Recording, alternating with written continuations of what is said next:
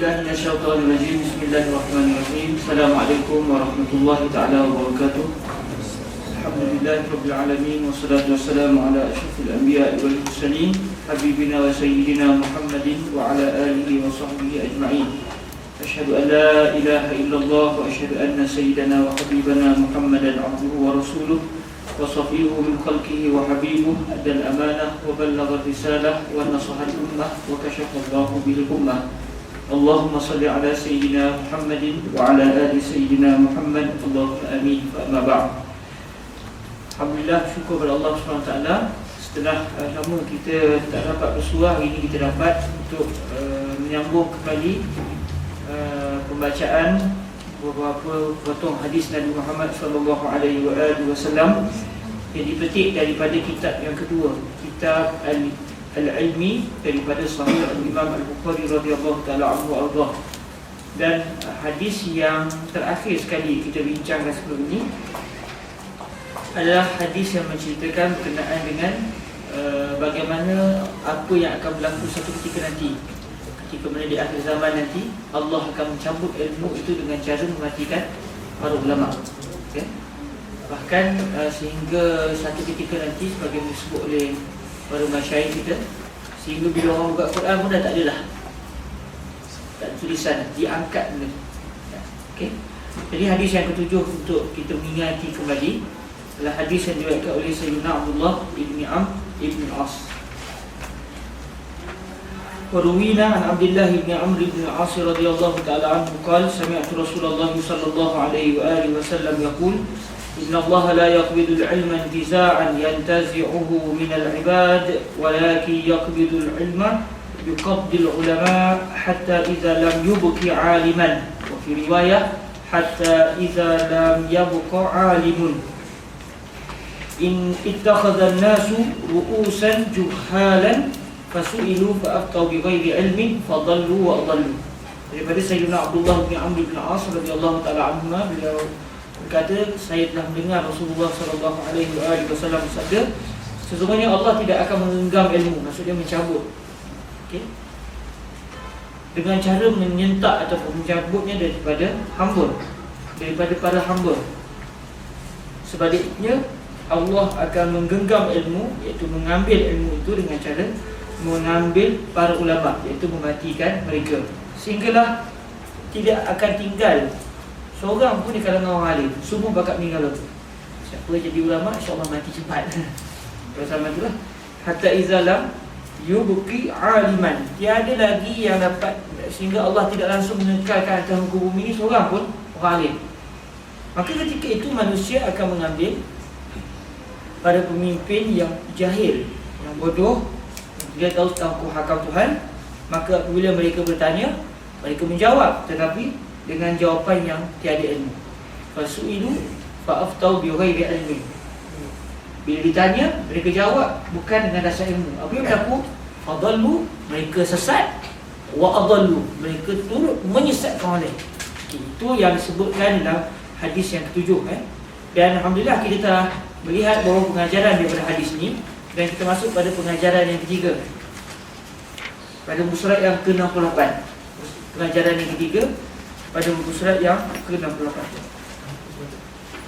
Qala al-faqiru ila afwi rabbih.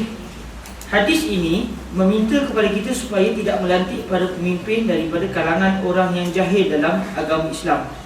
Sekiranya para pemimpin yang dilantik adalah orang yang jahil dalam memahami Islam, apatah lagi orang yang menentang perjuangan Islam, maka negara akan diurus bukan dengan arahan Allah dan Rasulnya. Sebaliknya diurus dengan hawa nafsu yang akan membawa kepada kehancuran. Kalau kita lihat apa yang dalam, saya biasa sebut dalam perjumpaan kita sebelum ni, pemikiran fik Islam terhadap politik adalah para pemimpin itu dia mengurus negara berdasarkan syariat Allah. Umpama orang yang memegang amanah, dia adalah sekadar khalifah, tukang ganti. Khalifah ni tukang ganti. Ganti kepada siapa? Ganti kepada Allah dan juga Rasul. Khalifah galang ganti Allah dan juga Rasul. Apa yang dibawa oleh Nabi, maka itu yang perlu dibawa oleh para pemimpin. Dia bukan sebagai kegiatan untuk mengaut keuntungan untuk kepentingan pribadi atau mengurus dengan berdasarkan hawa nafsu, Sebaliknya bila dia memegang satu urusan pemerintahan, maka dia kena sedar dia adalah khalifah, pengganti. Kita boleh kata dia sebagai orang yang mengganti orang yang sebelum ni, yang mana di dalam pemikiran politik Islam, pemimpin itu dia hendaklah membawa negara berdasarkan kehendak dan juga aturan syarak. Jadi atas asal itulah para ulama meletakkan syarat seorang pemimpin itu hendaklah orang alim. Lalu sikitlah perbahasan macam mana kalau tak ada orang alim, macam mana nak buat, boleh tak boleh orang lain. Tapi macam mana, secara kasarnya negara perlu dibawa ataupun diurus berdasarkan kehendak syarak. Kalau buka dalam kitab-kitab politik Islam yang lampau, memang ketat syarat dia. Seorang pemerintah sebuah kerajaan, dia hendaklah orang yang sampai ke tahap ijtihad. Maknanya sebab tu kalau kita tengok pada zaman-zaman sebelum ni, selepas kewafatan Nabi, siapa pemimpin? Orang yang paling alim bagi umat Islam ketika itu Sayyidina Abu Bakar. Sebab wafat Sayyidina Abu Bakar, orang yang paling alim ketika itu siapa dia? Sayyidina Umar. Maka kerana itulah mereka dilantik, bukan kerana mereka mempunyai ciri-ciri yang tertentu. Sebenarnya ciri yang paling utama yang ada pada khalifah Islam satu ketika dahulu adalah kerana mereka adalah orang yang ilmunya sampai ke tahap al-ijtihad, lantas melayakkan mereka memegang sebuah kerajaan kerana mereka akan memastikan kerajaan yang dipegang itu berdasarkan kehendak dan juga aturan syarak. Tapi kalau pemimpin yang nanti bukan daripada orang yang memahami hukum hakam, akhirnya dia akan memikir dengan satu gaya lain, gaya yang bukan disulami dengan panduan syarak. Tak ada masalah kita buat program, tak ada masalah kita panggil orang sana orang sini berjoget depan orang, bukan dengan kacamata syarak. Nak kata dia tak buat macam mana, dia membawa lah, kadang dia tidak memahami kehendak yang dibawa oleh syarak. Tapi bila kita bawa sebuah kerajaan berdasarkan syarak, maka semestinya tidak boleh kita bawa satu benda yang kita tahu betul bercanggah dengan kehendak syarak. Bukan tunggu sampai kita pegang kerajaan. Adik-adik bila pegang urusan persatuan juga boleh dianggap sebagai sebuah kerajaan kecil. Saya ingat lagi masa saya jadi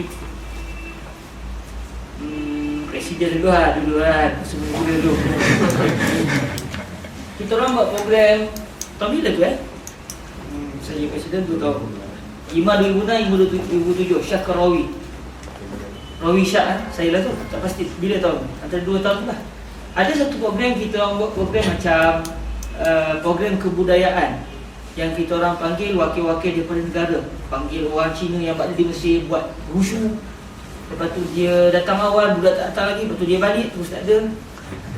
Lepas tu kita panggil kawan-kawan daripada Pakistan, buat tarian Pakistan, dia pun buat macam-macam pelik-pelik kebudayaan dia. Antara yang dijemput ketika itu adalah daripada Thailand.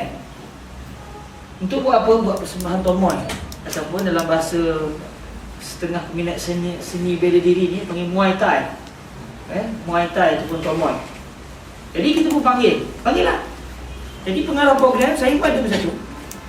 Jadi pengarah program Kelang Kabut datang jumpa saya dan kata, Ustaz, Kelang Kabut kita ni. Saya kata, kenapa? Orang yang main tomoy tu tengah buat latihan dekat rumah Kedah yang Asyir tu kan. Nak buat persembahan depan ni. Tapi dia tak nak pakai seluar panjang, Ustaz, dia dah pakai seluar pendek lah. Okey, baik, saya sebagai kepala kerajaan kecil pemeram ketika itu, apa yang kita kena buat? Buat macam ni kan kecil hati pula dia. Buatlah macam tu. Bolehlah buat itu, tapi bercanggah dengan syarak. Akhirnya saya kata jom kita jumpa dia. Dan saya, dalam minda saya letak dasar, saya nak minta dia pakai seluar panjang. Sebab mana boleh orang lelaki dia dah aurat. Sebab yang akan hadir dalam pertandingan ataupun majlis tomoy itu ataupun Muay Thai itu, orang perempuan pun tengok, orang lelaki pun tengok. Jadi dia tak nak pakai baju, okey tak apalah kan. Orang perempuan yang tengah orang tengok kan. Still ada pembahasan fuqaha lah dalam masalah badan lelaki ni. Adakah dia aurat ataupun tidak. Okey. Tapi lutut lelaki tu orang perempuan dah tengok. Kalau majlis tu sesama lelaki, mungkin kita boleh tengok ada pasal khilaf fuqaha ke sebagainya, mazhab Malik kata apa ke, tak apalah. Tapi apabila yang hadir dalam majlis tu ada lelaki pun ada, perempuan pun ada, dan dia dah buat persembahan tu di antara rumah Selangor dengan rumah Terengganu tu, ruang tengah-tengah tu, memang situlah tempat mereka akan berentak. Orang silat pun main kat situ semua. Jadi saya dalam minda saya letak dah, saya nak suruh dia pakai seluar panjang atau membuatlah macam mana boleh tutup aurat. Kalau tidak, batal. Ini kita sebut dengan dia, takut juga dia muai kita sekali kan. Kita muai je balik, kita lah kan. Dia muai kita muai je balik. Kita pun biasa belajar juga dulu muai thai ni. Jadi saya pun sebut dengan dia tak boleh, syarat tak bagi, kena pakai suai, kena pakai tutup aurat. Akhirnya dia ambil bandage, balut kaki dia, okey lah kan. Seluar tomal itu memang dah tutup pusat dah, style ke atas ni, tapi bawah tu singkat sikit. Dia kata senang nak tendang kan. Jadi kita suruh ikat ni, dia pun buat persembahan tak pakai baju. Tak apalah kan, ada lagi perbahasan. Dan akhirnya benda tu dapat dibuat dengan baik. Begitu juga kalau kita buat adalah satu majlis, betul, tiba majlis tu majlis masyarakat di dalam duduk. Jadi sebagai kepala kepimpinan dalam sebuah kerajaan atau dalam sebuah persatuan, dia kena memastikan perjalanan itu berdasarkan syarak. Sebab apa? Tugas seorang kepimpinan membawa dasar kepimpinannya berdasarkan kehendak dan juga aturan syarak. Dia bukan berdasarkan hawa nafsu dia.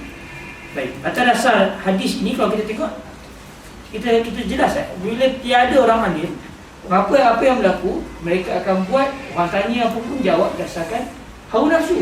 Mereka sesat, menyesatkan pula orang lain. Okay, hadis ini meminta kepada kita supaya tidak melantik pada pemimpin daripada kalangan orang yang jahil dalam bidang agama, sebab dia membawa kepada fatwa ataupun pandangan ataupun pendirian yang tidak selari dan tidak mesra syariat. Tidak mesra syariat. Baik, kepimpinan adalah amanah yang ditindakkan oleh Allah Ta'ala kepada manusia. Kepimpinan secara kesimpulannya sebagaimana yang disebut oleh Ibn Khaldun dalam kitabnya Al-Muqaddimah adalah membawa manusia ke arah kecemerlangan di dunia dan akhirat. Semestinya kecemerlangan dan keselamatan di dunia dan akhirat tidak akan berlaku melainkan apabila kerajaan dan kepimpinan yang dilantik adalah menjadi makmum kepada perintah Allah dan Rasulnya. Kalau imam sembahyang silap, kita ikut. Guru kita sembahyang silap, sembahyang main maghrib 4 rakaat. Kalau tak ikut kan kecil hati guru pula. Saya berlaku satu kes, saya rasa kelas, saya nama guru saya kan. Beliau sembahyang maghrib, kami jadi makmum bagi kelas. Takdir Allah Ta'ala, tahiyat awal sembahyang maghrib jadi 4 rakaat. Beliau bangkit rakaat, sembahyang isyak. Sembahyang isyak jadi 5 rakaat. Dia bangkit untuk rakaat yang kelima. Okey, apa pendirian saya kalau saya ikut juga sebab nak jaga hati? Batal lah kita punya solat. Okey, batal solat kita sebab mana boleh kita sembahyang isyak 5 rakaat. Tapi beliau mungkin beliau lupa ataupun mungkin beliau ada sebab Fatihah tak betul ke bawah puasan, akhirnya tambah 1 rakaat untuk cover balik. Jadi apabila seorang imam tak betul pun, kita tak boleh bersama dengan kepimpinan tersebut. Kenapa? Imam dia menjadi pimpinan kita atas dasar supaya dia bawa solat berdasarkan kehendak Allah, bukan solat gaya dia, cara dia. Maka begitu jugalah di dalam membawa kepimpinan, seseorang pemimpin dia perlu jadi makmum kepada Allah dan Rasul. Ibn Khaldun ketika mana mendefinisikan khilafah kepimpinan berkata, hamlul kafah ala muqtada an-nazar asy-syar'i fi masalih al-ukhrawiyyah wa ad-dunyawiyyah ar-raji'ati ilaiha. Yang bermaksud, apa maksud kepimpinan dalam Islam? Apa maksud khilafah? Maksud katanya Ibn Khaldun adalah membawa seluruh manusia untuk berada di bawah kehendak pandangan syarak.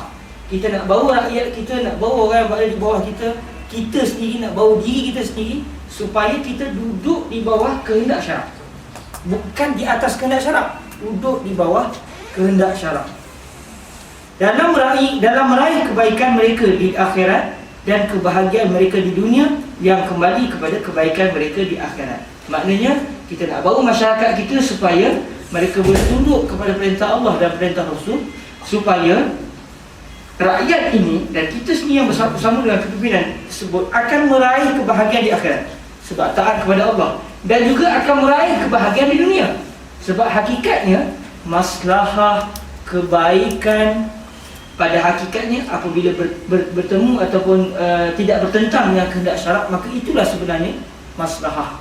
Bila kita dapat kebahagiaan di dunia berdasarkan kehendak syarak, maka hakikatnya di dunia pun kita dapat, di akhirat pun dapat. Yang kita dapat di dunia pun membawa kepada kecemerlangan di akhirat. Dulu satu ketika dahulu pernah dibincangkan, boleh tak maknanya kita bina kilang-kilang arak. Bukan Islam buka kilang arak. Kerajaan membina kilang arak supaya dapat hasil mahsul kepada kerajaan. Ada orang kata ini maslahah. Baik, maslahah dalam pandangan syarak selagi mana tidak bertentang dengan kehendak syarak. Walaupun benda tu baik. Kalau tanya orang kaki Arab, dia kata sebenarnya minum arak ni bagus, boleh memanaskan badan. Jadi kalau musim panas, musim sejuk contoh, tak perlu kepada baju tebal sangat. Pada minum arak, insya-Allah badan panas sikit. Kalau kita tengok dalam Sunan An-Nasa'i pun, dalam kitab yang terakhir sekali, Kitabul Asyibah yang kami khatam dengan Syekh Muslim baru ni, ada satu hadis tu menunjukkan bagaimana orang tanya pada para sahabat, kami ni duduk di tempat yang dingin. Jadi kalau kami minum arak, dia akan panas sikit badan. Jadi boleh tak boleh? Baik, ada kebaikan, tapi kebaikan yang tidak diiktiraf oleh syarak. Kebaikan yang diinginkan adalah kebaikan yang bukan kebaikan pada akal atau hawa nafsu seorang, sebaliknya yang kena bertepatan dengan kehendak syarak.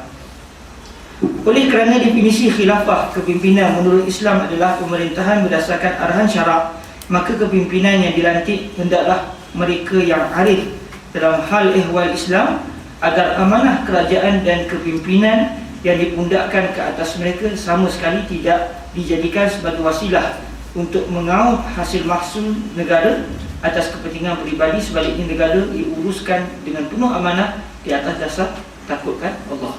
Jadi kalaulah satu hari nanti Allah berikan rezeki kepada kita untuk mentadbir mana-mana negara berdasarkan kehendak syarak, maka kena sedar bahawa orang yang memegang amanah, dia hanya pemegang amanah. Dia bukan big boss yang boleh buat apa sahaja yang ingin dilakukan. Tapi pada hakikatnya, dialah orang yang paling malang sekali. Tak? Orang lain tidak akan disoal dalam pengurusan negara, tapi dia akan ditanya tentang diri dia, tentang keluarga dia, dalam negara pun dia akan juga ditanya. Sebab tu orang yang menjadi kepimpinan ni, dia hendaklah orang yang betul-betul layak. Kalau tidak, naik dia. Di akhirat celaka, di dunia pun celaka. Celaka pada pandangan Allah Subhanahu Wa Taala. Baik, para hadirin yang dirahmati Allah Subhanahu Wa Taala, kita lihat pengajaran yang keempat bagi hadis yang ketujuh ini. Hadis ini turut mengingatkan kejahatan orang yang bukan ahli dalam hukum hakam Islam, yang memandai-mandai untuk memberikan fatwa, sedangkan mereka bukanlah orang yang berautoriti dalam memberikan fatwa dan penjelasan berkenaan dengan hukum hakam syarak. Okay, fasuilu fa'aftau bi ghairi ilmin fadallu wa adallu. Mereka tak ada ilmu, ditanya soalan, dah lah tak ada ilmu. Patutnya kalau dia tak ada ilmu, dia sedar diri dia tak ada ilmu. Orang tanya soalan, saya tak tahu, tapi menjawab dia kata, gini sebenarnya menjawab soalan, sedangkan dia bukan ahli ilmu. Akhirnya dia bagi fatwa yang sesat, dia pun sesat, orang yang dengar beramal pun sesat. Jadi hadis ini mengingatkan orang macam ini. Hadis ini menerangkan kepada kita bahayanya kelompok manusia seperti ini. Di dalam disiplin ilmu fiqh, orang yang berhak untuk menjelaskan hukum hakam syarak hanyalah para ulama yang sampai ke tahap ijtihad, iaitu mujtahid.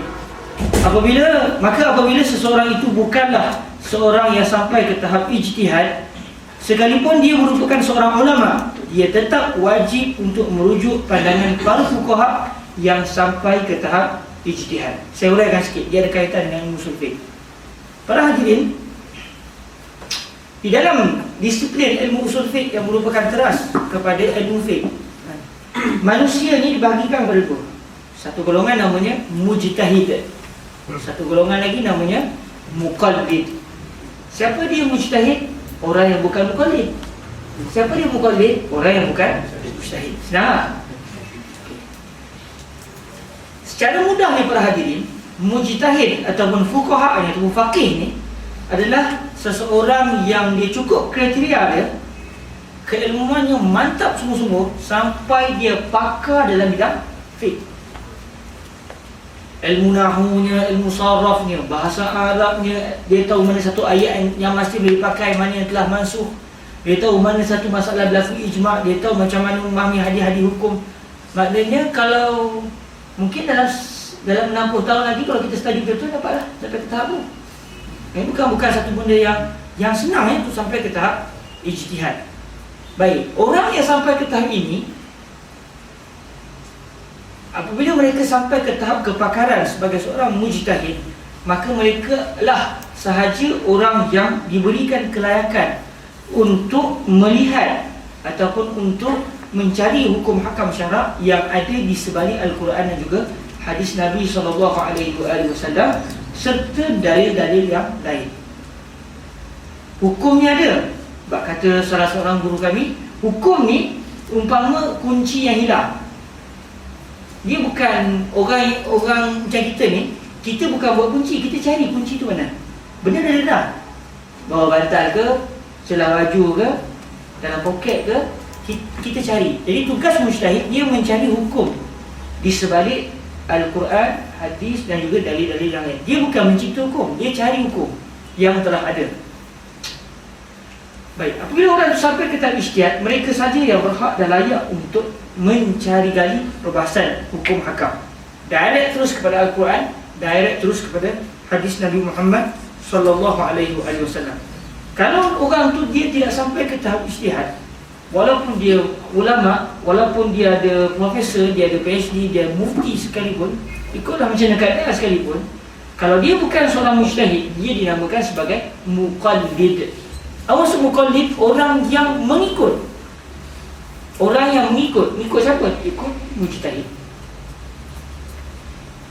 Saya sebut dengan adik-adik medik ni senang. Kita nampak benda ni secara jelas. Okey, korang budak perubatan kan? Belajar perubatan. Baik, di kalangan korang mesti, saya rasa tak ada siapa yang pakar perubatan lagi kan? Kena ada yang pakar berani berijtihad dalam masalah perubatan. Sikit perut pakai cacing contoh, berdasarkan kaedah begini. Ada yang buat ni? Tak ada lagi kan? Semua masih lagi muqallid dalam bidang perubatan, walaupun talib ilmi fi tib. Baik, dalam ilmu perubatan mesti ada dia punya apa? Dia punya para ilmuwan yang begitu hebat dalam bidang perubatan sampai mereka boleh create idea sendiri, ada dia punya teknik sendiri dalam menyelesaikan masalah perubatan. Kita buat contoh, mereka ni adalah mujtahid dalam bidang perubatan. Baik, boleh tak? Okey, masadir ilmiah tentang perubatan semua ada. Boleh beli buku perubatan semua ada. Buku perubatan dijual, yang mana-mana tempat pun semua dijual. Baik, kalau timbul satu isu, boleh tak kita sebagai pelajar perubatan, kita baca buku tu terus, saya berpandangan dalam isu ni kita kena buat ni. Awak sakit perut, berdasarkan dalam buku sekian-sekian karangan Michael Hart contoh kan, atau perubatan, berdasarkan buku ni awak kena bedah sekarang juga. Siapa yang nak bedah? Saya pun boleh. Pergi baring kat tepi dapur, dibedah tu situ. Okay. Boleh tak boleh? Tak boleh. Saya budak perubatan pun tetap tidak boleh. Kenapa? Kita tak sampai ke tahap ijtihad dalam bidang perubatan. Cara macam mana? Kita sebagai budak perubatan kena ikut kalangan profesor dalam bidang perubatan. Yang ada profesor pun kalau dia tak sampai ke tahap power, dia kena ikut juga orang yang sampai ke tahap ijtihad dalam bidang perubatan apabila timbul isu-isu yang memerlukan kepada pandangan baru sebagai contoh. Jadi sebenarnya begitu juga dalam masalah fiqh. Kita semua ada Al-Quran, kita semua ada hadis Nabi SAW. Tetapi isu dia bukan Al-Quran juga hadis tu. Isu dia memahami kehendak Allah dan juga Rasul di dalam hadis tersebut. Awak faham macam mana? Baik, kefahaman kita dengan tidak didasari dengan kepakaran tersebut boleh membawa kepada kesilapan. Berbeza dengan orang yang hidup pagi dia dengan ilmu dan dia sampai ke tahap kepakaran dalam bidang fiqh yang dinamakan sebagai al-ijtihad. Maka orang ini dia baca Al-Quran, dia bukan baca sekadar baca, dia kait dengan hadis. Hadis yang pertama dia kait dengan hadis yang seterusnya, dengan kaedah fiqh dan sebagainya, dengan kaedah usul fiqh. Akhirnya asimilasi yang baik ini menghasilkan satu keputusan yang hampir kepada tepat. Maka kerana itulah para hadirin rahmati Allah, menjadi satu kesilapan kalau kita baca hadis sebagai contoh, tiba-tiba kita mana-mana hadis ini menunjukkan bahawa hukum gini. Orang mana? Baca sendiri lah. Hadis jelas, dia bukan kaedahnya begitu. Okay? Jadi dalam manusia dibagi berdua. Muqallidkah kita? Mujtahidkah kita? Kalau kita tak sampai ke tahap ijtihad, maka haram kita memandai-mandai mengeluarkan hukum hakam. Haram kita mana-mana mengeluarkan hukum hakam. Kalau kita sampai ke tahap ijtihad, ya boleh. Sebab tu kalau kita tengok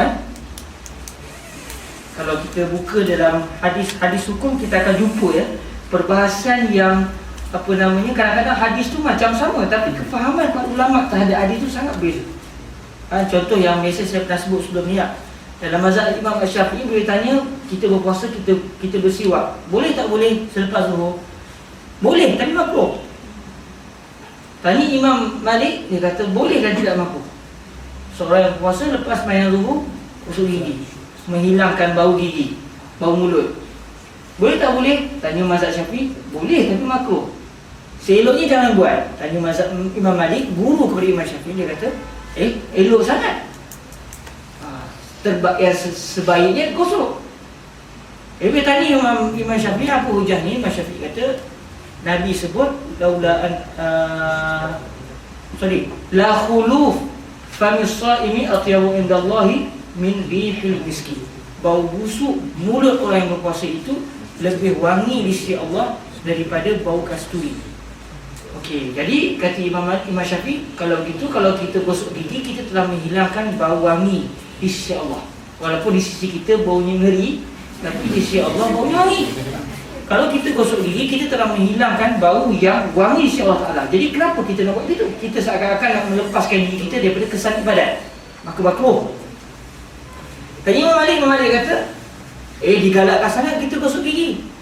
Orang tanya pada Imam Malik, apa hujah? Imam Malik kata Nabi sebut la khulufu famis saimi atyabu indallahi min rihil miski. Bau busuk mulut orang berpuasa di sisi Allah lebih wangi daripada bau kasturi. Hadis sama. Imam Syafi'i juga berhujah dengan hadis yang sama. Imam Malik, guru kepada Imam Syafi'i, juga berhujah dengan hadis yang sama. Tapi Imam Malik faham cara lain, Imam Syafi'i memahami hadis itu dengan cara yang lain. Orang tanya kepada Imam Malik, kenapa pula hadis ini menjadi hujah bahawa kita digalakkan untuk gosok gigi lepas sembahyang zuhur untuk menghilangkan bau busuk tersebut? Kata Imam Malik, dah kalau bau busuk pun wangi di sisi Allah Ta'ala macam bau kasturi. Kalau kita wangi kan, gambarnya apa di sisi Allah Ta'ala? So, kefahaman? Kalau bau busuk pun sudah seperti kasturi di sisi Allah Ta'ala. Kalau kita buangkan bau busuk tersebut, maka lebih kasturi lah di sisi Allah Subhanahu Wa Ta'ala. Jadi kefahaman terhadap hadis itulah yang akan menyebabkan perbezaan pandangan para ulama. Tetapi mereka mempunyai autoriti dengan kehebatan ilmu mereka, dengan meneliti hadis-hadis yang lain, menyebabkan mereka ada autoriti. Kita sendiri, jangan buat pasal. Banyak orang menjadi sesat dan menjadi silap kerana mereka baca hadis, mereka menganggap mereka ada hak untuk menafsirkan hadis itu berdasarkan kefahaman mereka, sedangkan mereka bukan sampai ke tahap ijtihad. Bukan satu keaiban bila orang tanya asal apa hukum, berdasarkan mazhab Imam Syafi'i hukum ni begini. Bukan satu aib, bahkan itulah sebenarnya kena dengan disiplin ilmu yang sebenar. Baik. Di dalam disiplin ilmu fiqh, orang yang berhak untuk menjelaskan hukum hakam syarah hanyalah para ulama yang sampai ke tahap ijtihad. Kalau ulama tak sampai ke tahap ijtihad, dia tak boleh direct kepada Al-Quran juga hadis. Dia kena melalui para ulama yang lain yang sampai ke tahap ijtihad. Maka apabila seseorang itu bukanlah seorang yang sampai ke tahap ijtihad, sekalipun dia merupakan seorang ulama, dia tetap wajib untuk merujuk pandangan para fuqaha yang sampai ke tahap ijtihad. Sekiranya seseorang yang bukan mujtahid ketika mana ingin mengetahui hukum hakam fiqh terus merujuk kepada Al-Quran dan hadis-hadis Rasulullah SAW, lalu terus berpegang dengan kefahamannya tanpa dia merujuk pandangan para fuqaha terlebih dahulu, dia sebenarnya telah melakukan satu kesilapan dalam disiplin ilmu fiqh dan dia telah termasuk dalam golongan yang berfatwa tanpa disuruh dengan ilmu. Sama lah dengan hadis yang kita baca tadi, fasu'ilu fa'aftau biwai ilmi fadallu wa adallu. Saya bagi contoh lah. Antara isu yang sering berlaku dalam masyarakat Malaysia ataupun setengah masyarakat Malaysia, kadang kita dalam semayang kita akan sebelum kita angkat takbir kita sebut usalli fardhu zuhri raka'ataini, fardhu zuhri raka'ataini qasar, yang qasar dah kalau musafir. Usalli fardhu zuhri arba'a raka'atin. Adaan lillahi ta'ala, Allahu Akbar. Kita lafazkan niat. Okey, kita melafazkan sebelum kita berniat ketika takbir nanti. Ada orang kata, ya akhi, bid'ah, Nabi tak buat. Okey, kalau kita buka dalam mazhab Imam Syafi'i radhiyallahu ta'ala anhu arda, ulama dalam mazhab Imam Syafi'i pecah dua pandangan. Ada dua pandangan. Pandangan yang kuat mengatakan sunat seseorang itu sebelum dia solat, sebelum dia angkat takbir, dia baca lafaz tu. Lepas tu dia angkat takbir dan dia hadirkan niat ketika angkat takbir. Salah satu pandangan para ulama dalam mazhab Imam Syafi'i, kalau saya tak silapnya pandangan Ibnu Hajar Al-Haytami, bukan Ibnu Hajar Al-Asqalani ya. Ibnu Hajar Al-Haytami, asal Mesir, meninggal di Mekah, kalau saya tak silap, dikebumikan di Mekah. Ibnu Hajar Al-Haytami, menurut pandangan beliau, wajib bagi seseorang yang nak sembahyang, dia mesti berlafaz dengan lafaz niat tadi. Kalau dia tuangkan takbir tak sebut tu, tak sah. Seakan-akan itu tak sah, itu pun dosa. Saya tak pasti antara dua mana satu yang difatwakan oleh beliau. Cuma beliau kata wajib. Pandangan yang kedua dalam mazhab Imam Syafi'i wajib. Cuma pandangan ni bukanlah pandangan yang muktamad. Pandangan yang standard dalam mazhab Imam Syafi'i adalah seseorang itu disunatkan. Baik, orang tanya pada mazhab Syafi'i, mana hujah? Ada tak hadis Nabi sebelum solat Salli fardhu zuhri? Tak ada pun. Sepanjang kita baca hadis pun tak terjumpa hadis yang menyatakan Nabi menyatakan tersebut. Tapi kenapa fuqaha Syafi'iyah kata sunat? Okey, baru fuqaha Syafi'iyah mengatakan hukum dia sunat kenapa? Dikiaskan kepada masalah haji. Okey, dikiaskan kepada masalah haji. Sebab dalam masalah haji, ketika kita berihram, kita akan sebut ahram tu, nawai tu al-umrah tu al-hajj kan, ihram tu lillahi ta'ala. Kita berihram dengan, dan kita disunatkan pula melafazkan lafaz ihram tu, bukan sekadar niat di hati walaupun tidak wajib. Jadi kata para fuqaha Syafi'iyah, sebagaimana haji disunatkan kita berlafaz dengan lafaz ihram, maka begitu juga dalam masalah solat kita disunatkan melafaz dengan lafaz niat sebelum kita mengangkat takbir. Maknanya para fuqaha Syafi'iyah kita berhujah dengan qiyas. Berhujah dengan qiyas. Yang kedua, para fuqaha Syafi'iyah kata bila orang sebut benda tu, dia membantu seseorang yang kalau kita melafazkan lafaz niat, lepas tu kita angkat takbir, cepat kita menghadirkan niat. Beza kalau kita tu angkat takbir dan niat. Jadi benda yang membantu pada ibadat digalakkan, disunatkan kan. Benda tu membawa sebagai satu bantuan kepada ibadat. Jadi kalaulah seseorang itu dia sekadar membaca hadis, dia akan kata apa yang tak ada dalam hadis. Tak adalah hadis. Sedangkan para fuqaha kita bukan berhujah dengan Al-Quran juga hadis semata-mata, dengan kiasnya, dengan maqasidnya dan sebagainya. Jadi tidak sepatutnya bagi seseorang itu cepat untuk menghukum dengan sebarang hukuman sedangkan dia bukan ahli dalam isu tersebut. Banyak kalau kita tengok dalam isu-isu seputar banyak dikaitkan dengan benda-benda begini. Bahkan saya ingat lagi dulu di tempat saya ada satu orang tu, dia kata, "Ustaz, betul Ustaz, kalau kita sapu tangan kita kita lepas solat kita sapu muka ni, benda ni bidah Ustaz." Ya? Sebab ada seorang ustaz tu, dia kata kat saya lah, kata tak ada hadis. Sebenarnya ucapan tak ada hadis bahaya. Sebab adakah kita telah meneliti semua hadis? Lain kalau kita saya tak jumpa, itu lain. Saya tak jumpa, maksudnya saya tak jumpa. Mungkin ada tapi saya tak jumpa. Tapi kalau tidak ada dalam semua hadis, bayang kita telah baca Bukhari, Muslim, Ibnu Majah, Sunan Abi Daud, Darimi, Musnad Imam Ahmad, Musnad Abi Ya'la, apa saja kita hadis, makhtutat manuskripnya. Oh, hebat. Bukhari pun kita tak baca lagi. Kita percaya, kita kata hafiz hadis, laisa hunaka hadis. Bahkan kalau pandangan guru kita semua, Fadilatul Syekh Yusri bin Rushdi, beliau mengatakan bukan semua hadis Rasulullah telah ditulis. Sebab Nabi hidup lebih lama daripada kitab yang mencatatkan ucapan beliau. Dalam tempoh yang panjang tu sebenarnya banyak perlakuan Nabi yang tidak dicatat, yang sampai kepada kita hanya sebagai hadis. Sebenarnya lagi tak sampai begitu. Sebab apa? Tidak semua dicatat. Pun begitu Allah memastikan apa yang sampai kepada kita cukup untuk kita berhujah. Okey. Jadi bila dia kata tak ada hadis, saya kata ada. Dia kata orang ustaz tu kata tak ada hadis. Pertama bahaya sebut tak ada hadis. Beza kalau kita kata saya tak terjumpa hadis. Kita nisbahkan ke diri kita. Itu pada kita. Saya tak jumpa, mungkin orang lain jumpa. Betul, saya kata ada hadis. Hadis Nabi lepas solat, Nabi letak tangan. Kita lepas semayang, kita sebut, kita tak ingat lah. Sebab tak semayang lagi. Semayang maghrib lagi, tak boleh ingat. Macam mana hadisnya? Bismillahirrahmanirrahim, la ilaha illahu ar-rahmanir rahim, Allahumma azhib anil hamma wal hazan. Nabi letak tangan di hubung-hubung, lepas habis bagi salam, lepas tu Nabi sebut Bismillah. Kita siapa baca tadi? Payah juga kalau kita di luar solat kita buat Bismillahirrahmanirrahim, la ilaha illa huwa ar-rahmanir rahim, Allahumma azhib 'anil hamma wal hazan. Kita tak tahan buang-buang bila kita baca begitu. Dan ada setengah kita kata kita sapu muka. Baik, jadi sebenarnya ada okey, dia kata hadis dhaif. Baik, dalam pendirian buku Syafi'iyah, kalau hadis tu dhaif tapi tidak terlalu dhaif, dia boleh digunakan untuk benda-benda yang menggalakkan kita melakukan ibadat. Dia panggil fadail al-amal. Jadi sebenarnya itu pendirian yang ada pada para fuqaha, yang kalau kita bukan ahli mungkin kita tak faham benda tersebut. Cara fikir pada ulama di dalam menentukan hadis. Satu hadis yang dhaif dia bukan hadis rekaan, dia dhaif tapi mungkin betul. Hadis dhaif bukan maksudnya salah seorang perawi itu penipu. Kalau ada seorang yang penipu antara silsilah hadis tu, hadis terus diukur sebagai hadis maudhu'. Baik, hadis maudhu' mungkin pada hakikatnya memang ucapan Nabi. Mungkin. Tapi oleh kerana para ulama kita standard disiplin ilmu hadis meletakkan syarat, kalau salah satu silsilah sanad tu pada perawi itu ada yang memang kaki temberang, maka on the spot kita tolak hadis ni. Kita iktibar hadis ni hadis palsu.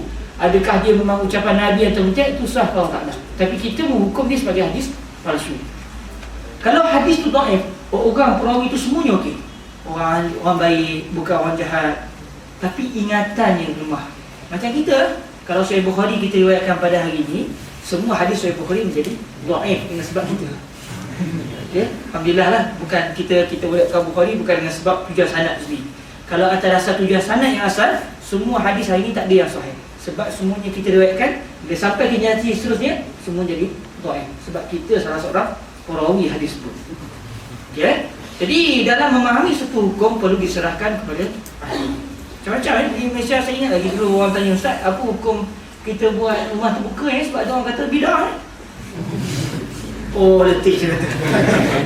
Rumah terbuka bidah sebab senang diujan sebab Nabi tidak buat. Dia tak tahu Nabi buka rumah setiap hari. Betul kan kalau kita tengok dalam kisah, Nabi buka rumah setiap hari. Para sahabat datang jumpa Nabi jamu hari. Nabi lebih banyak buat rumah terbuka berbanding Nabi. Sebab Nabi tidak kedekut macam kita kan. Okey. Oleh kerana orang yang berhak untuk mengeluarkan hukum hakam fiqh daripada Al-Quran, As-Sunnah dan dalil-dalil yang lain hanyalah orang-orang yang telah mendalami ilmu fiqh secara pakar, iaitu mujtahid, maka tidak hairanlah apabila para ulama Islam pernah mengeluarkan satu kenyataan bahawa pandangan seorang mujtahid di sisi seorang muqallid, iaitu orang yang tidak sampai ke tahap ijtihad, adalah seperti kalam Allah dan kalam Rasul di sisi seorang mujtahid. Maknanya kalam Allah, kalam Nabi bagi orang mujtahid ni, kalam mujtahid bagi kita, contoh kalam Imam Syafi'i, kalam Imam Malik, kalam Imam Ahmad, kalam para fuqaha yang lain, bagi kita seumpama kalam Allah dan kalam Rasul bagi seorang mujtahid. Maknanya para hadirin, kalaulah contoh kita baca hadis, contoh kita baca Sahih Bukhari, kita baca Sahih Muslim, tiba Nabi sapu kepala sekali. Kalau dah buka Sahih Bukhari, buka Sahih Muslim, dinyatakan famasharat sabu marwatan. Nabi ketika berwuduk, Nabi sapu kepala sekali. Tiba-tiba buka mazhab Syafi'i, buka Iqna ke buka apa ke, disunatkan sapu kepala ketika wuduk 3 kali. Oh, ini sudah lebih ni. Nabi sekali, kita mana-mana 3. Baik, macam mana kita buat macam tu? Bertembung zahir kalam Nabi, perbuatan Nabi dengan apa yang disebut oleh para fuqaha kita. Disiplin ilmu fiqh mengatakan kalam mujtahid, kita fiqh itu oleh para mujtahid, bagi kita umpama dia adalah Allah Rasul, kalam Allah dan kalam Rasul. Maknanya atas dasar ilmu ni kita kata saya tidak boleh menerima ataupun tidak boleh berpegang dengan kefahaman saya terhadap hadis tadi, dan saya kena pegang apa yang disebut oleh para fuqaha. Sebab kalam fuqaha bagi saya umpama firman Allah dan juga sabda Nabi Muhammad sallallahu alaihi wasallam. Adapun hadis Nabi yang sapu kepala sekali, tahulah fuqaha kita menyelesaikan macam mana. Sebab mustahil pada fuqaha kita bila baca hadis Nabi sapu sekali, cik sapu sekali, sapu lalu 3 kali sikit baru nampak lain yang lain. Fuqaha kita tak fikir begitu. Fuqaha kita fikir macam mana nak ikut Nabi.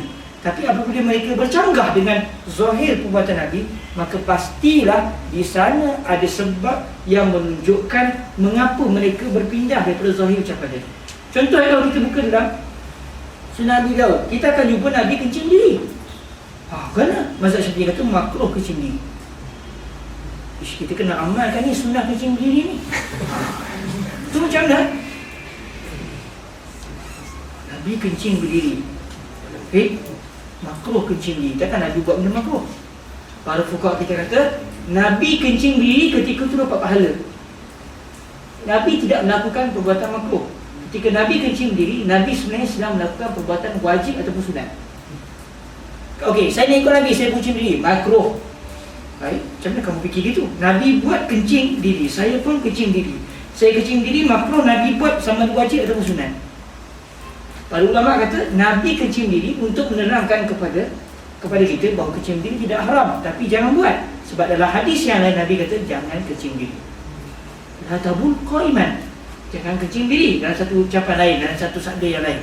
Tiba-tiba Nabi sendiri kencing diri. Jadi para fuqaha nampak Nabi kencing diri ketika itu dapat pahala, sebab nak beritahu kepada kita bahawa kencing diri tidaklah sampai ke tahap haram. Tapi jangan buat sebab dalil larangan yang lain. Tapi kenapa Nabi buat? Untuk menunjukkan perbuatan itu tidak haram. Sebab itu Nabi hanya sekali ataupun 2-3 kali Nabi kencing diri. Itu pun ada sebab lain. Nabi sakit pinggang dan sebagainya, sebab pernah terjatuh daripada binatang tunggangan bagi dia. Jadi seseorang yang membaca hadis dia perlu hati-hati.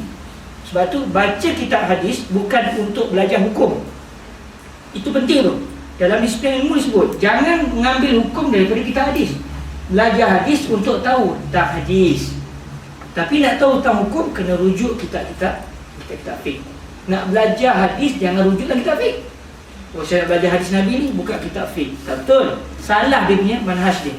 Awak nak belajar hadis buka kitab hadis. Awak nak belajar fiqh buka kitab fiqh. Jadi dalam saya sebutkan benda ni kerana penting sebab antara bala yang menimpa umat Islam pada hari ini, masing-masing ingin menjadi mujtahid. Ataupun istilah ni mujtahid jadi-jadian. Belajar lepas subuh, lepas isyak alim. Bahaya benda tu. Pandangan seorang mujtahid di sisi seorang muqallid, iaitu orang yang tidak sampai ke tahap ijtihad, adalah seperti kalam Allah dan kalam Rasul di sisi seorang mujtahid. Ini bermakna apabila seseorang muqallid mendapati percanggahan antara firman Allah dan sabda Rasulullah sallallahu alaihi wasallam dengan pandangan yang diutarakan oleh seseorang mujtahid, si muqallid ini mesti berpegang dengan pandangan yang dinyatakan oleh mujtahid. Ini bukanlah bermakna dia hendaklah menolak firman Allah dan sabda Rasulullah sallallahu alaihi wasallam. Sebaliknya dia hendaklah berpegang dengan kalam seorang mujtahid, kerana mujtahid sahajalah yang mempunyai kelayakan dari sudut kepakaran ilmu fiqh dalam meneliti kehendak Allah dan Rasulullah sallallahu alaihi wasallam yang tidak dimiliki oleh seorang muqallid. Saya rasa dalam mana-mana bidang pun gitu. Orang yang tidak pakar jangan mana-mana. Tunggulah sampai jadi pakar, tak ada masalah. Kalau contoh kita nak jadi seorang mujtahid, tak masalah, belajar betul. 10 tahun, 20 tahun, 30 tahun mengaji sungguh sampai alim semua. Okey. Ahlan wa sahlan. Tapi kalau kita bukan pakar, tapi kita ada syahwah nak jadi pakar, tapi tak ikut jalan yang sepetulnya, maka kita akan mampu menjadi orang yang seperti itu. Tarjum najata walam tasluk masalika innas safinata la tajri 'ala al-yabasi. Kamu mahukan kejayaan tapi tak ikut jalannya, sesungguhnya kapal tak akan melayang di atas padang pasir. Umpama mustahil kapal akan melayang di atas padang pasir, maka begitulah mustahilnya seseorang akan berjaya kalau dia tidak ikut jalan yang sebetulnya. Maka dengan berpegang dengan kalam seseorang mujtahid, si muqallid sebenarnya telah pun berpegang dengan kalam Allah dan kalam Rasulullah sallallahu alaihi wasallam. Menurut guru saya bernama Fadilatul Syekh Said bin Shaltut yang mengajar kami ilmu usul fiqh dan fiqh mazhab al-Imam Asy-Syafi'i di Masjid Al-Azhar Asy-Syarif, seseorang muqallid yang terus merujuk Al-Quran dan Al-Hadis untuk mengetahui hukum fiqh tanpa dia merujuk kepada golongan fuqaha, iaitu para ulama yang sampai ke tahap ijtihad, dia sebenarnya telah termasuk di dalam ancaman membuat pembohongan terhadap Rasulullah sallallahu alaihi wasallam. Baginda sallallahu alaihi wasallam pernah bersabda, "Wa man kadzaba alayya muta'ammidan falyatabawwa maq'adahu minan nar." Wal iyaz billah. Yang bermaksud sesiapa yang membuat dusta ke atasku dengan sengaja, maka hendaklah dia memilih tempat tinggalnya daripada api neraka.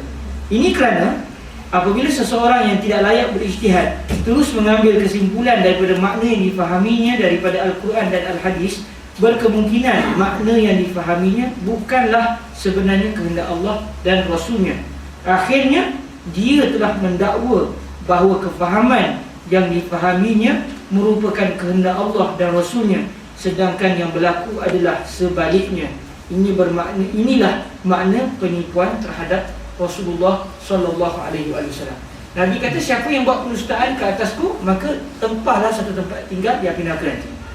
Baik, bila kita baca hadis, kita faham dengan satu kefahaman, kita pula tidak cukup kriteria. Lepas tu kita dakwa inilah kehendak Nabi, inilah yang diinginkan oleh Rasulullah. Tiba-tiba bukan itu kehendak Nabi. Bukankah kita telah melakukan pendustaan terhadap Nabi? Kita kata Nabi mahukan begini, sedangkan bukan itu yang Nabi mahukan. Lepas tu kawan-kawan, kadang-kadang bukan sekadar bukan sekadar orang yang tiada basic agama. Bahkan orang yang ada basic agama pun kadang-kadang kita tak terperasan tau, hujah itu ada pada hadis ataupun pada dalil yang sering kita baca. Saya bawa satu contoh. Di Mesir ada satu budaya, orang bagi nama apa? Abdul Nabi. Biasalah dengar orang Arab, Fin Ismat Masmu, Fin Ismat Masmu, macam tu kan orang tanya, dia sebut Abdul Nabi. Fin Ismat Mafisha. Masmu, orang tanya apa nama kamu? Dia kata nama saya Abdul Nabi. Biasa dengar tak ada orang Arab nama Abdul Nabi? Abdul Rasul. Biasalah Abdul Nabi atau Abdul Rasul. Zahir dia apa? Hamba Rasul. Kita ni hamba Allah kan, hamba Rasul. Sebab tu ada kawan-kawan kita yang di Mesir ni, dia kata haram. Dia bukan Abdul Nabi, dia Abdul Rabbin Nabi. Hamba kepada Tuhan Nabi. Hamba kepada Tuhan bagi Nabi. Okey lah kan, hamba Allah namanya. Jadi satu hari masa kami baca Sunan Nasa'i dalam kelas dalam minggu lepas ataupun 2-3 hari lepas itulah, ada seorang sahabat kita daripada Rusia ditanya kepada Fadilatul Syekh Yusri bin Rushdi, apa hukum kita bagi nama anak kita dengan nama Abdul Rasul ataupun Abdul Nabi? Sebab ada orang kata haram, kita telah mensyirikkan Allah, seakan kita adalah hamba kepada Nabi, bukan hamba kepada Allah.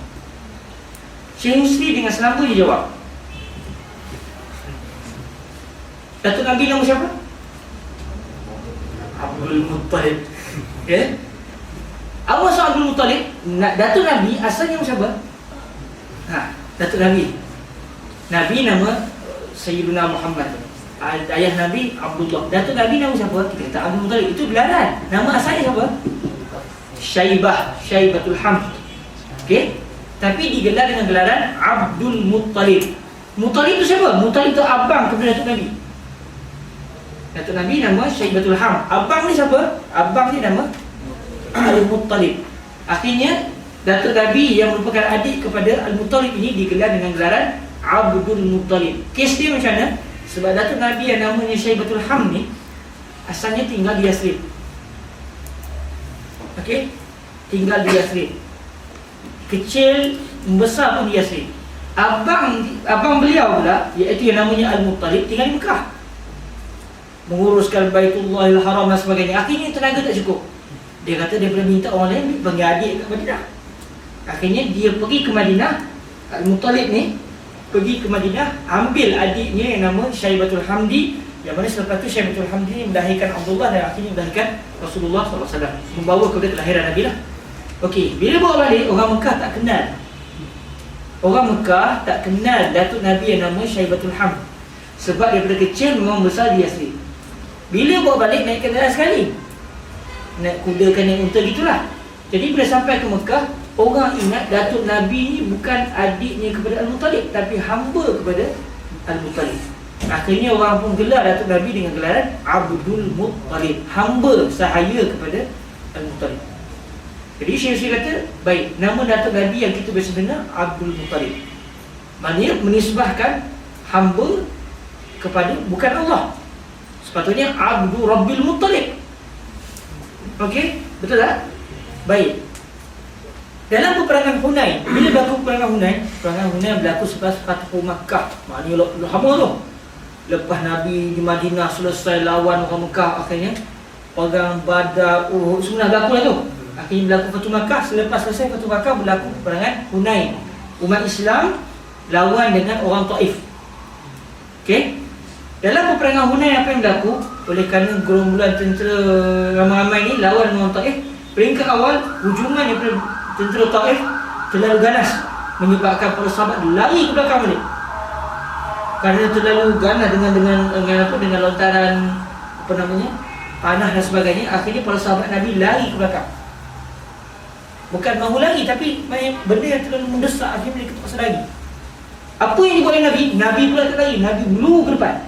Sampai bapa saudara Nabi yang namanya Al-Abbas pegang kaldai Nabi supaya jangan melu ke depan sebab bahaya. Apa yang disebut Nabi masa tu? Ana nabiyyun la kadzib, ana ibnu Abdul Muttalib. Saya Nabi, tiada dusta. Saya anak kepada Abdul Muttalib. Jadi kata pada Syekh Husni, ini menunjukkan Nabi redha datuk dia digelar dengan gelaran Abdul Muttalib. Maka apa masalah? Orang nama Abdul Nabi. Sebab kita bukan nak kata Nabi jadi Allah, tapi kita nak kata kita ini adalah orang yang mengikut Nabi. Jadi betul sebagai orang Mesir namanya Abdul Nabi ataupun Abdul Rasul. Saya nak beritahu kawan-kawan, saya biasa dengar kalimah ana nabiyyun la kadzib, ana ibnu Abdul Muttalib. Tapi saya sendiri, saya pribadi langsung tak terfikir bagaimana hujah itu dikeluarkan daripada hadis ni.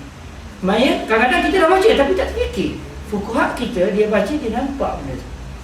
Sebab dalam teksi kadang-kadang banyak orang Arab kata apalah orang ni nama Abdul Nabi.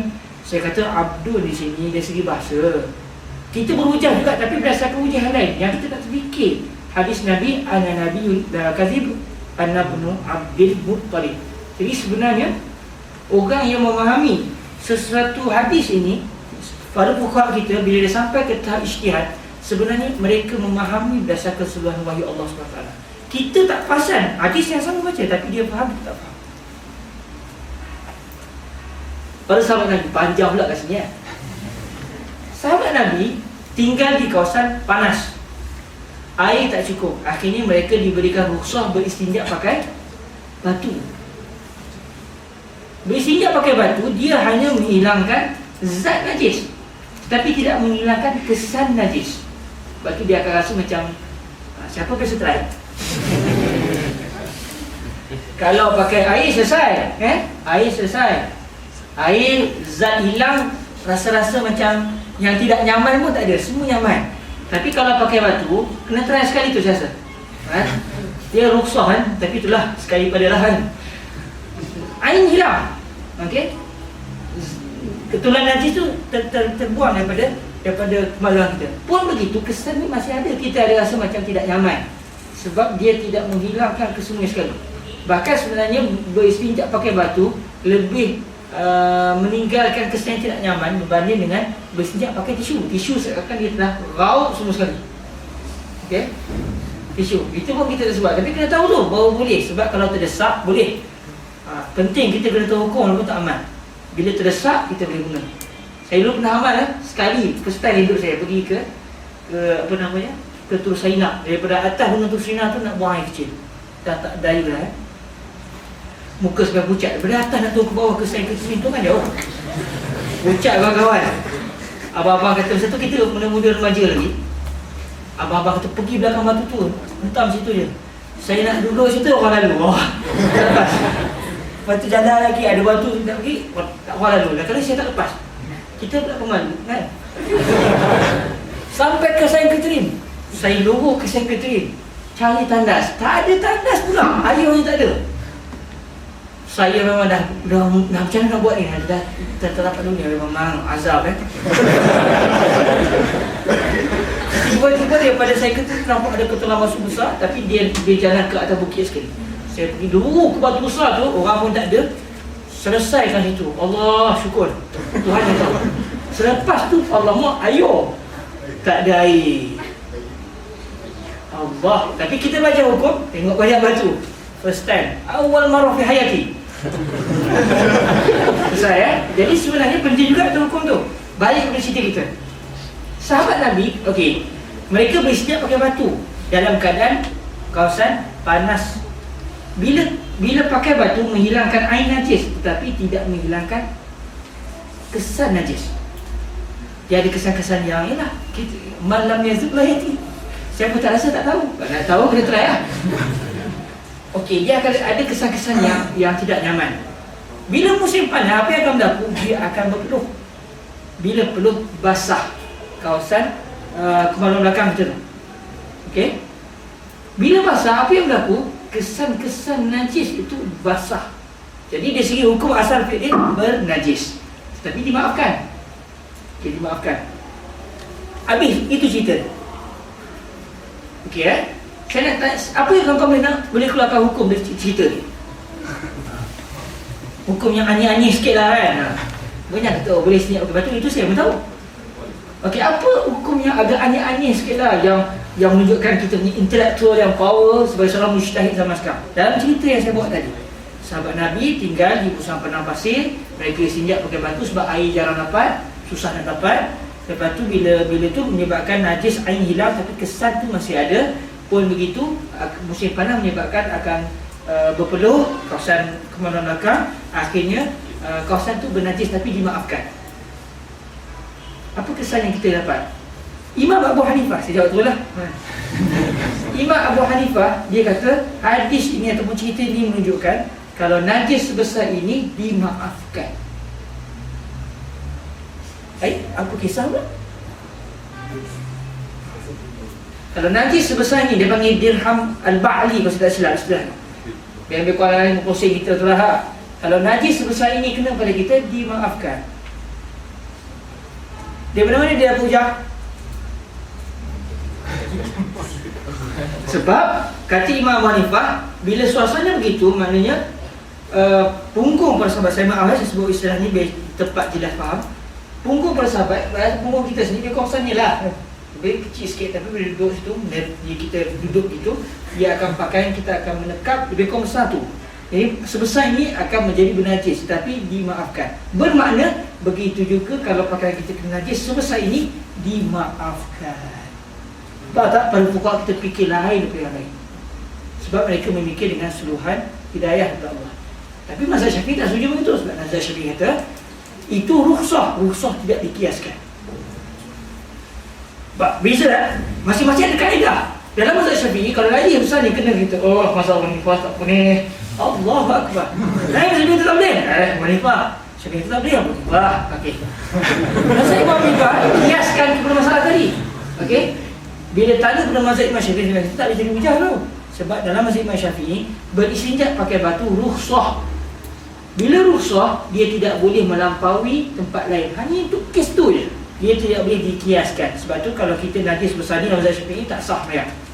Saya bukan nak cerita khilaf tu, tapi nak cerita bagaimana para fuqaha kita, dia baca satu hadis, dia faham lain daripada yang lain.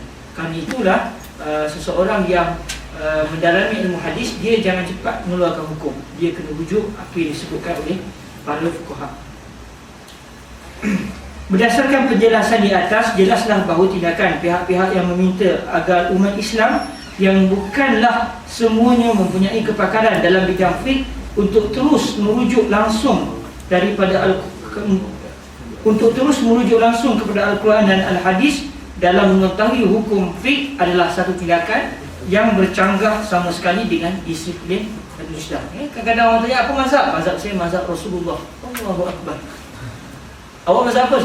Saya mazhab Nabi. Dia tak faham bagaimana para fuqaha Syafi'iyah kita, Hanafiyah, Hanabilah, keseluruhannya mereka merujuk kepada Nabi. Tapi isu perbezaan pandangan yang berlaku adalah kerana perbezaan dalam memahami kehendak Nabi. Hadis Bukhari itulah, tak ada bertambah pun.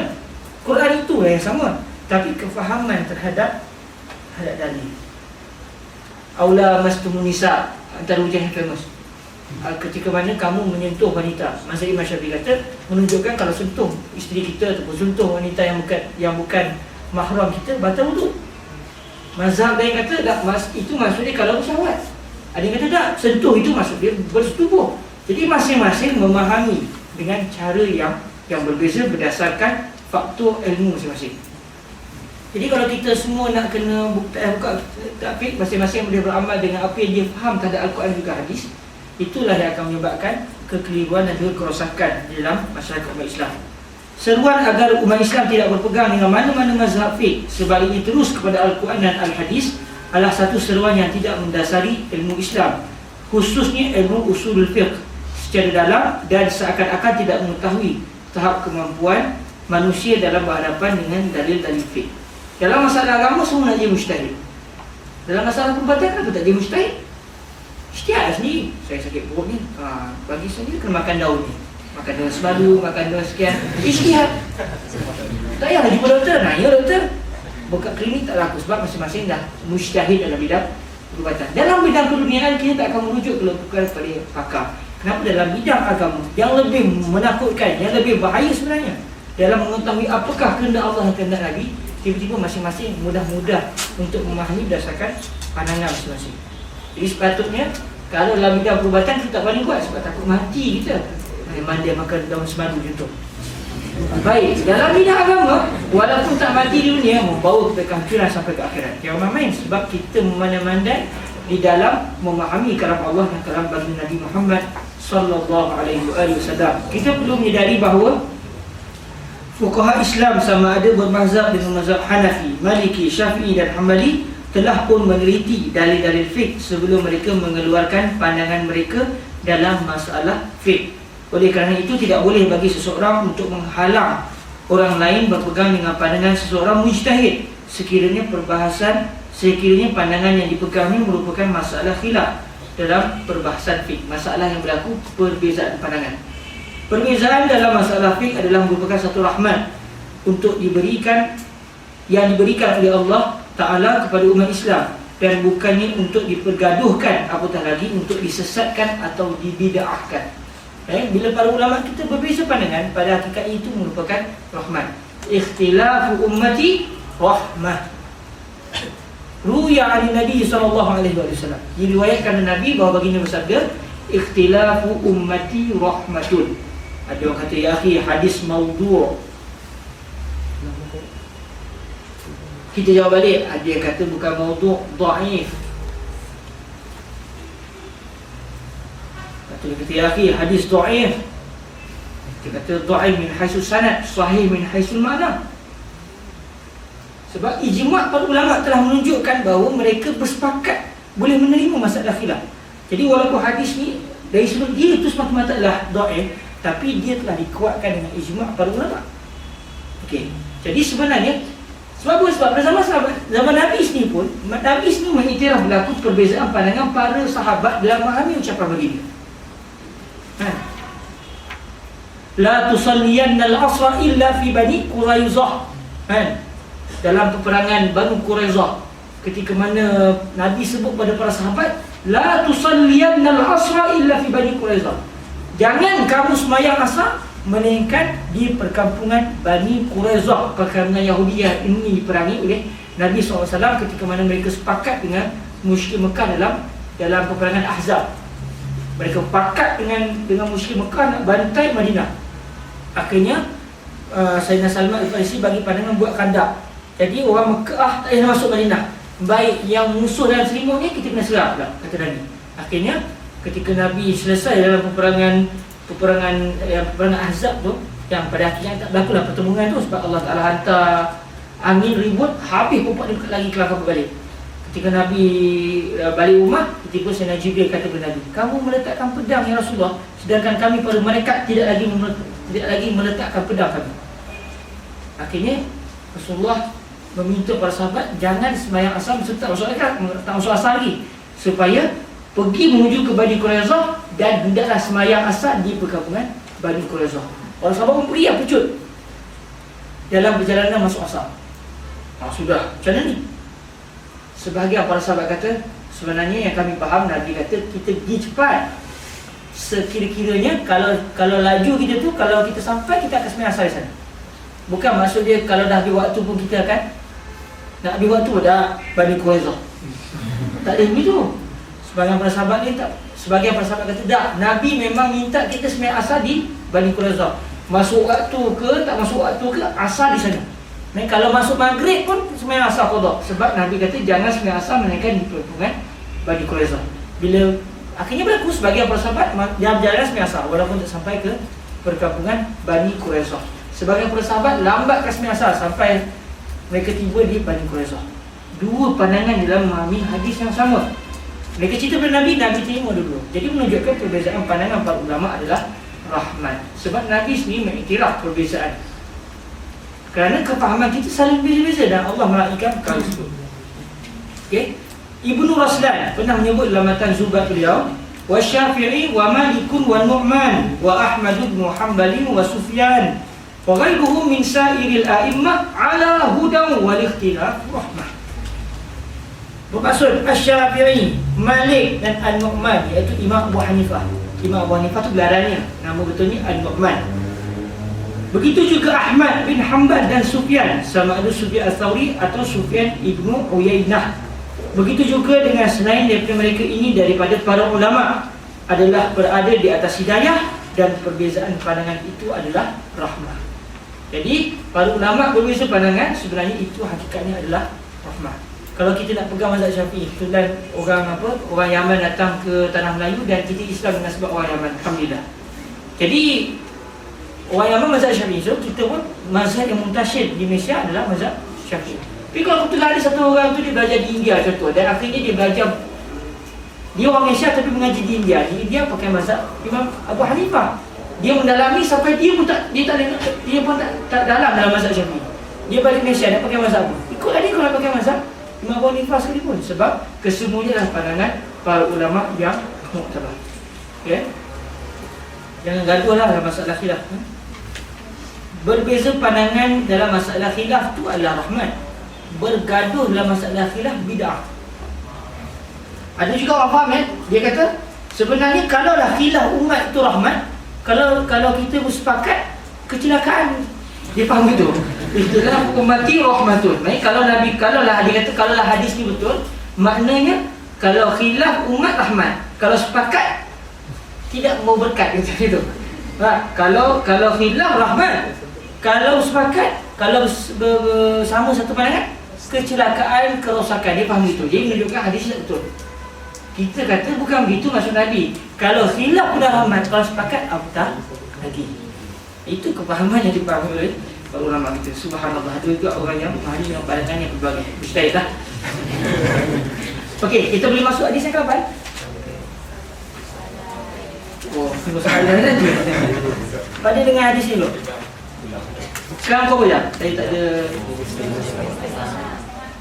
Siapa kau? Siapa?